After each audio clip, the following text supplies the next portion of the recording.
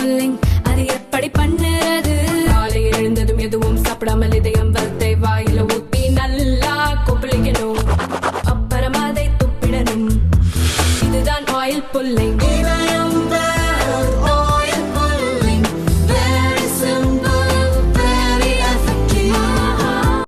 பல்கலைக்கழக துணைவேந்தர்கள் நியமனத்தில் கவர்னருக்கு அதிக அதிகாரம் வழங்கும் வகையில் யுஜிசி விதிகளை திருத்தம் செய்ய திமுக எதிர்த்து வருகிறது. யுஜிசியின் புதிய வரைவு விதிகளை திரும்பப் பெற வலியுறுத்தி டெல்லியில் திமுக மாணவர் அணியினரின் ஆர்ப்பாட்டம் நடந்தது. திமுக மற்றும் கூட்டணி கட்சி எம்பிக்கள் பலர் கலந்து கொண்டனர். லோக்சபா எதிர்க்கட்சித் தலைவர் ராகுல் போராட்டத்தில் உரையாற்றினார். மற்ற அனைத்து வரலாறுகள், கலாச்சாரம், மரபுகளை ஒழிப்பதே RSSஇன் நோக்கம். அதுதான் அவர்களின் தொடக்கப்புள்ளி. அதைத்தான் அவர்கள் அடைய விரும்புகிறார்கள். அவர்கள் தங்களுடைய ஒரே கருத்து, ஒரே வரலாறு, ஒரே பாரம்பரியம், ஒரே மொழியை திணிக்க விரும்புவதால் தான் அரசியலமைப்பை தாக்குகிறார்கள். வெவ்வேறு மாநிலங்களின் கல்வி முறையை ஒரே கல்வி முறையாக மாற்றும் முயற்சி இது. அரசியலமைப்பை ஒன்றும் செய்ய முடியாது என்பதை RSSக்கு புரிய வைக்க இதுபோன்ற போராட்டங்கள் நடக்க வேண்டும் என்று விரும்புகிறேன் என்று ராகுல் கூறினார். Aim of the RSS is the eradication of all other histories, all other cultures, all other traditions in this country.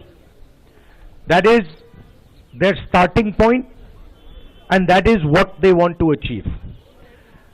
They attack the Constitution because they want to impose one idea, which is their idea, one history, one tradition, one language on this country.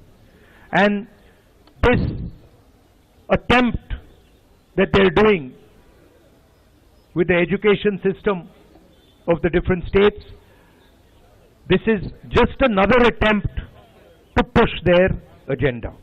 Samajwadi தலைவர் அகிலேஷ் பேசும்போது புதிய கல்விக் கொள்கையானது பல்கலைக்கழகங்களை தொழிலதிபர்களுக்கு தாரை வார்க்கும் சதி. மாநில அரசின் அனைத்து அதிகாரங்களையும் கைப்பற்ற நினைக்கிறார்கள். புதிய கல்விக் கொள்கையை ஏற்க மாட்டோம் என அகிலேஷ் கூறினார்.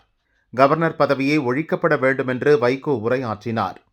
ஆளுநர் பதவி ஒழிக்கப்பட வேண்டும், இந்த வரைமுறைகள் அகற்றப்பட வேண்டும், கல்வியாளர்கள் மட்டும்தான் குழுவிலே இடம்பெற வேண்டும்.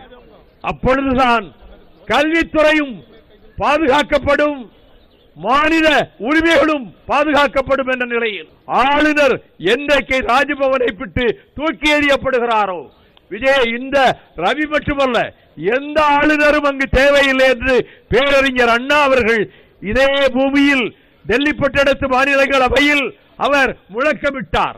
அந்த நாள் வரும், உண்மையான மாநில சுயாட்சி மலரும், அப்பொழுதுதான் தேசிய ஒருமைப்பாடு காப்பாற்றப்படும்.